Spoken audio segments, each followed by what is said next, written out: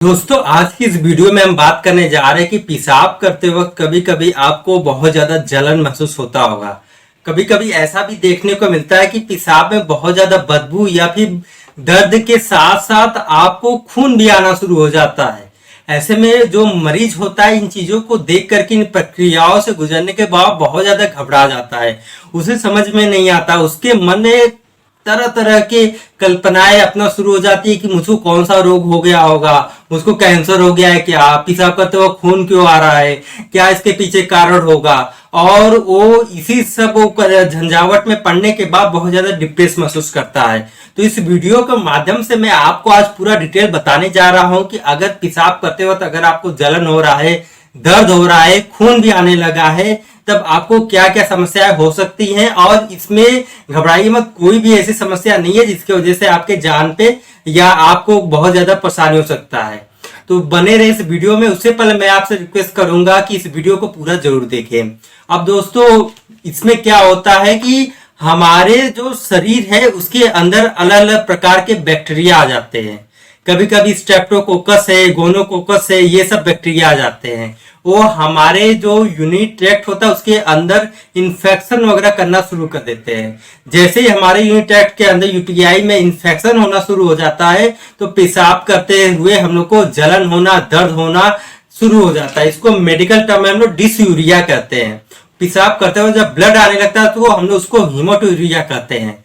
अब इसमें क्या होता है कि कभी कभी स्ट्रेप्टोकोकस, गोनोकोकस के अलावा जो सैफिलिस होती हैं या गोनोरिया होती हैं या फिर छोटे से कोई स्टोन्स होते हैं, वो स्टोन्स आकर के अंदर से जो होता है, जो अंदर के एंडोथेलियल लेयर्स होते हैं वहां पे प्रॉब्लम करना, इरिटेशन शुरू करते हैं, तो उसके वजह से ब्लीडिंग शुरू हो जाता है।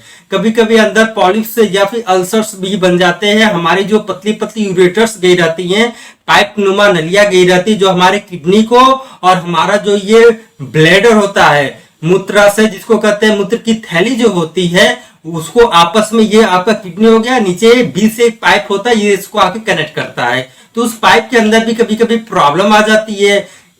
इसमें ये भी देखा गया है कि जो पेशेंट है, जैसे अभी डेंगू चल रहा है तो डेंगू के अंदर भी ब्लीडिंग शुरू हो सकता है।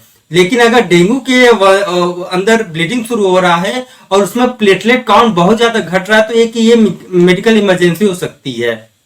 अब इसमें हम बात करते हैं कि पेशेंट को कौन कौन सा सिम्टम आएगा, यानी पेशेंट को क्या क्या दिक्कतें होंगी जो कि वो कहेगा कि डॉक्टर साहब मुझको क्या हो रहा है कि पेशाब जैसे ही करते हैं तो हमारा जो ये नीचे का एरिया है, जो हमारा नाभि के नीचे का एरिया है, वहां पे बहुत ज्यादा दर्द होने लगता है।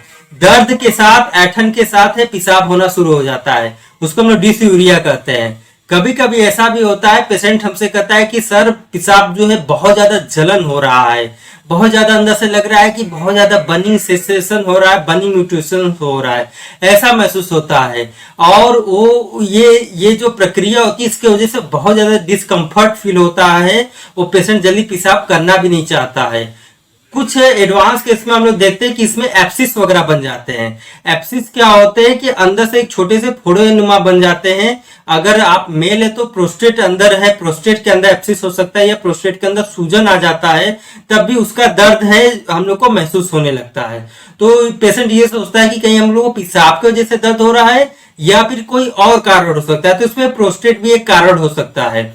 अब हम लोग बात करते हैं कि इसके अंदर कौन से हम लोग जांच कराएंगे, यानी कौन सा ऐसा जांच जिसको करने से हम लोग ये कंफर्मेटरी करेंगे कि इसको क्या प्रॉब्लम है, किसके वजह से प्रॉब्लम है। तो दोस्त सबसे पहले हम लोग इसके अंदर एक सीबीसी करते हैं। सीबीसी मतलब होता है कंप्लीट ब्लड काउंट होता है।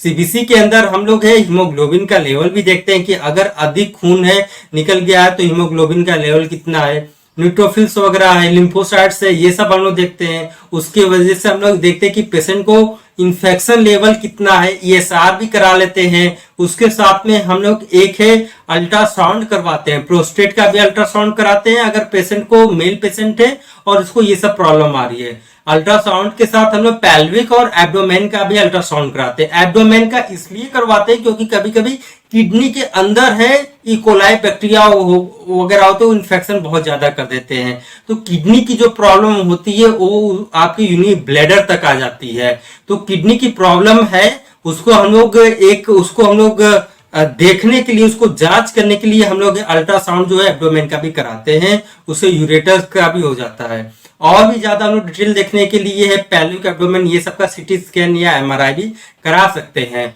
अब इसमें हम लोग बात करते हैं कि इसके अलावा और कौन सा जांच होता है।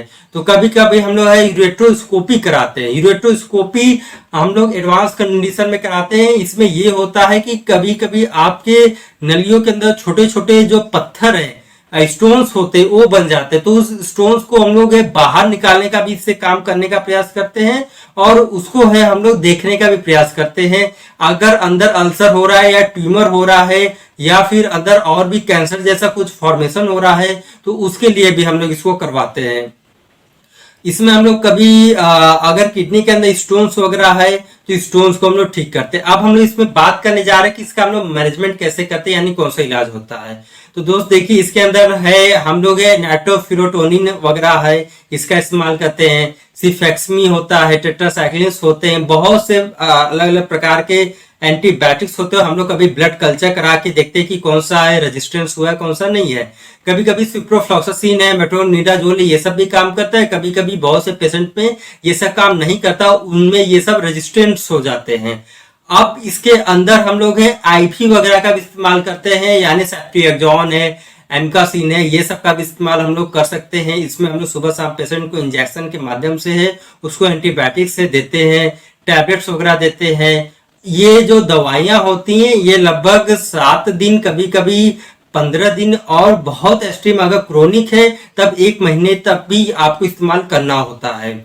इसमें अगर आपको फंगल की वजह से, कभी कभी फंगल की वजह से भी ऐसा देखने को मिलता है, तो फंगल में हम लोग एम्फोटेरिसिन बी होता है, फ्लूकोनाजोल होता है, इट्राकोनाजोल होता है, बहुत से एक्टिव फंगल्स आती हैं, उसका हम लोग इस्तेमाल करते हैं, उसका हम लोग यूज करते हैं। दोस्तों ये वीडियो आपको कैसा लगा, इस चैनल को अभी का अभी सब्सक्राइब जरूर कर ले, क्योंकि चैनल में आपको केवल हेल्थ से रिलेटेड ही जानकारी मिलती रहेगी।